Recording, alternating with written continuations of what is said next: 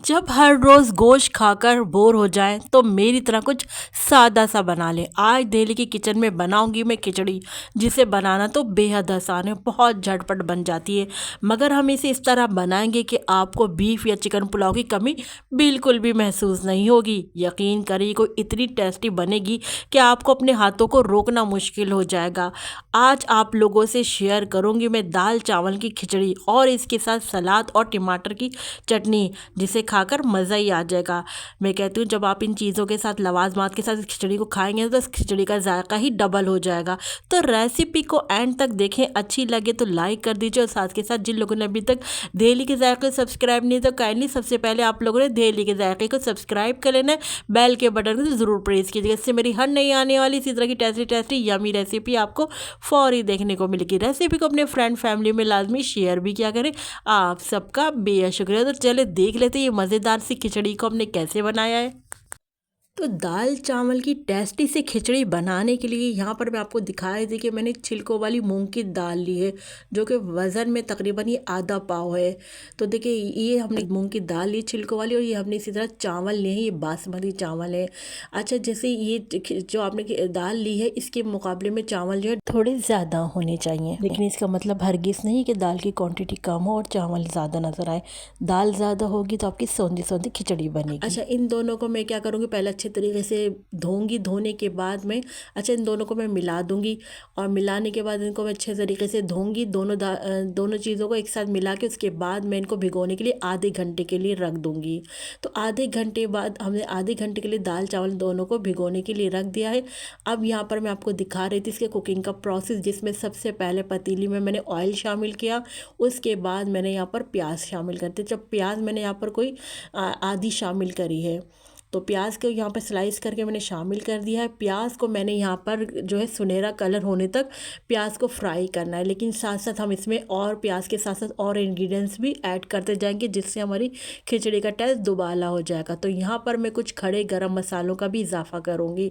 तो खड़े गरम मसालों में मैंने ले लिया है हाफ़ टी स्पून मैंने सफ़ेद ज़ीरा ले लिया है, तकरीबन 6 अदद मैंने साबुत काली मिर्चें ले ली हैं, 3 अदद मैंने लौंग ले लिए, 1 अदद मैंने बड़ी इलायची ले ली है। अभी हमने यहाँ पर और इंग्रेडिएंट्स ऐड करते जाना है, जिससे आप देखिएगा खिचड़ी में आपको बिल्कुल भी बीफ पुलाव की या चिकन पुलाव की बिल्कुल भी कमी महसूस नहीं होगी। हम इसमें जो जो इंग्रेडिएंट्स ऐड करते जाएंगे, तो देखिए यहाँ पर हमने अब शामिल कर दिया है, 1 तेज़ पत्ता शामिल कर दिया है, और 1 हमने दालचीनी की स्टिक शामिल कर दी है। इन गरम मसालों को हमने अपने ऑयल में अच्छे से फ्राई कर लेना है, क्रैकल कर लेना, यानी इनका टेस्ट हमारे ऑयल में अच्छे से निकल कर आ जाए। साथ में ही मैंने आज 3 जो है साबुत गोल वाली मिर्चें शामिल कर दी हैं, इससे बड़ा ही गज़ब का फ्लेवर आएगा हमारी खिचड़ी में। यहाँ पर मैंने साथ में ही शामिल कर दिया हाफ़ टेबल स्पून लहसुन अदरक का पेस्ट। ये देखिए, हम फ्राई करते जा रहे हैं चीज़ें, साथ साथ हमारे प्याज भी फ्राई हो गई है। लहसुन अदरक के पेस्ट को भी मैं यहाँ पर फ्राई कर लूँगी, ताकि इसका कच्चापन दूर हो जाए। अच्छा, साथ में ही मैं यहाँ पर थोड़ा सा पानी ऐड करूँगी, ताकि प्याज का कलर मज़ीद डार्क ना हो। चलिए जी, हमने थोड़ा सा पानी शामिल किया है। इसके बाद अब हम क्या करेंगे, टमाटर शामिल करेंगे। टमाटर देखें मैंने इस तरह से लंबे लंबे काट कर शामिल किए हैं, क्योंकि अगर हम छोटे छोटे टुकड़ों में काट कर शामिल करते तो टमाटर जो थे गायब हो जाते, इसलिए मुझे थोड़े से नज़र आने चाहिए, इसलिए मैंने जो है टमाटर थोड़े लंबे साइड में शेप में काटे हैं। साथ में ही हमने टमाटर डाले, तो नमक इसके साथ ज़रूर डालेंगे, ताकि टमाटर हमारे यहाँ पर जल्दी से सॉफ्ट हो जाए। तो हाफ़ टेबल स्पून मैंने यहाँ पर नमक ऐड किया है। नमक को अच्छे से मिक्स कर लेते हैं हम अपने ग्रेवी में। मसाले को यहाँ पर हम भून लेते हैं। अच्छा, देखिए यहाँ पर हमारी भुनाई होती जा रही थी, और साथ में ही मैंने यहाँ पर शामिल कर दिए खिचड़ी, जिसको हमने चावल दाल दोनों को भिगो दिया था एक साथ। तो एक साथ हमने दाल चावल को भिगोया था। पहले मैं इनकी मेजरमेंट मैंने आपको बता दूँ कि इन दोनों को मिला के जब हमने इनकी मेजरमेंट की, तो 1.5 गिलास मेरे पास ये दाल चावल दोनों मिला के कुल बने। इसी हिसाब से हम पानी शामिल करेंगे। मैं इसलिए बता रही हूँ आपको इनका, कि मैंने 1.5 गिलास दाल चावल मिला के हमारे इकट्ठे जो है 1.5 गिलास बने, तो यहाँ पर मैं 2 गिलास पानी का इस्तेमाल करूँगी।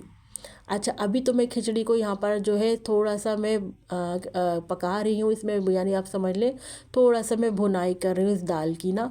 साथ में ही मैंने यहाँ पर 3 अदद हरी मिर्चें शामिल कर दी। अब आप देख रहे हैं माशाल्लाह से कितनी जो हमारी खिचड़ी है कहीं से भी नहीं लग रही होगी कि हम मरीज़ों के लिए तैयार कर रहे हैं, क्योंकि ज़रूरी नहीं खिचड़ी कि सिर्फ मरीज़ों के लिए बनाई जाए। ये आप हर इंसान लोगों के लिए बना सकते हैं। ये बच्चों को भी बहुत पसंद आने वाली रेसिपी। ये देखिए मैं इस गिलास से मैंने जो है दाल चावल की नाप ली थी, इसी गिलास से अब मैं पानी शामिल कर रही हूँ। तो 1.5 गिलास मैंने दाल चावल लिए थे, तो 2 गिलास मैंने देखे यहाँ पर पानी शामिल कर दिया है। अब आपने यहाँ पर नमक टेस्ट कर लेना, अगर नमक आपको कम लगे तो और ऐड कर लीजिएगा। मैंने नमक यहाँ पर चेक किया तो मेरा नमक जो है यहाँ पर मज़ीद हाफ़ टेबल स्पून डाला, हाफ़ टेबल स्पून पहले डाला, हाफ़ टेबल स्पून अब डाला, यानी इस खिचड़ी में पूरे टोटल जो है 1 टेबल स्पून जो है नमक का इस्तेमाल किया है। नमक को यहाँ पर अच्छे से हमने मिक्स कर लेना है। और अब मैं क्या करूँगी, जब नमक अच्छे से मिक्स कर लूँगी तो मैं कवर लगा के रखूँगी ताकि पानी में ना एक जोश आ जाए, एक उबाल आ जाए। तो चलें कवर लगा के रख देते हैं 5 मिनट के लिए या 2 से 3 मिनट, जब तक आपकी पानी में उबाल ना आ जाए। अच्छा जी, इस स्टेज पर अगर तो आप लोगों को मेरी रेसिपी, मेरी मेहनत ज़रा सी भी अच्छी लग रही है तो प्लीज़ वीडियो को एक लाइक ज़रूर कर दीजिए। और साथ के साथ जिन लोगों ने अभी तक दहली के जायके को सब्सक्राइब नहीं किया है तो काइंडली आप लोगों ने दहली के जायके को ज़रूर सब्सक्राइब कर लेना है। तो ये देखिए यहाँ पर हमारा जो है पानी भी ड्राई होता जा रहा है और एक जोश भी आ गया था, तो हमने लिड हटा ली है। बस अब हमने हल्के हाथ से यहाँ पर मिलाया है। बस अब हमने क्या करना है, यहाँ पर मज़ीद हम यहाँ पर चमचा नहीं चलाएंगे। बस ये देखें यहाँ पर हमारा जैसे ही पानी ड्राई हो तो अब आप इसके ऊपर देसी घी हो तो देसी घी डाल दें, नहीं है देसी घी तो आप डालडा घी भी शामिल कर सकते हैं। तो यहाँ पर मैं तकरीबन कोई 2 से 3 टेबल स्पून जो है मैंने यहाँ पर घी के ऐड कर लिए थे। खिचड़ी में आप लोग जो है चावलों में अच्छा घी या ऑयल का इस्तेमाल किया करें, इससे आपका दाना जो है चावलों खिला खिला और शाइनी बनेगा। देखिए यहाँ पर हमने अब कवर लगा के रख देते हैं दम के लिए। तो तकरीबन मैं 10 से 12 मिनट के लिए कवर लगा कर दम पे रख दूँगी। नीचे मैंने तवा रख दिया है, आप जिस तरह दम लगाते हो आप अपने हिसाब से दम लगा लीजिएगा।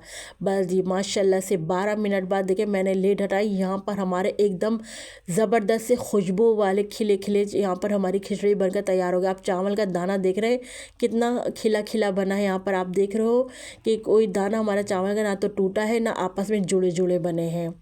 ज़बरदस्त सी खिचड़ी को हम अपनी सर्विंग प्लेट में निकाल लेते हैं और इसके साथ जो हमने लवाजमात बना है वो इसके साथ सर्व करेंगे। यकीन करें खाकर मज़ा ही आ जाएगा।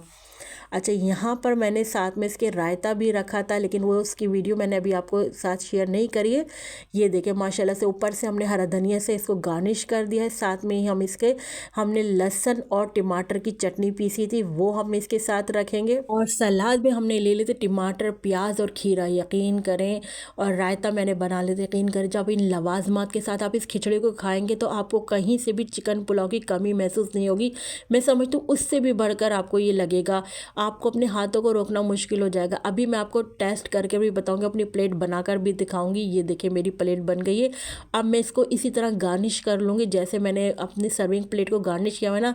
ये देखिए हरा धनिया से गार्निश करूँगी, इसी तरह से सलाद रखूँगी और चटनी के साथ मैं खाकर बताऊँगी। यकीन करें मेरे हाथों को रोकना मुश्किल हो गया था। ये प्लेट जो मैंने निकाली ना, इसके बाद मैंने मज़ीद और निकाल कर खाए थे। ये कोई इतने ज़ायक़ेदार हमारी आज की खिचड़ी बनकर तैयार हो रही थी। एक बार आप लोगों ने देखा कितनी जल्दी हमारी खिचड़ी बनकर तैयार हुई है।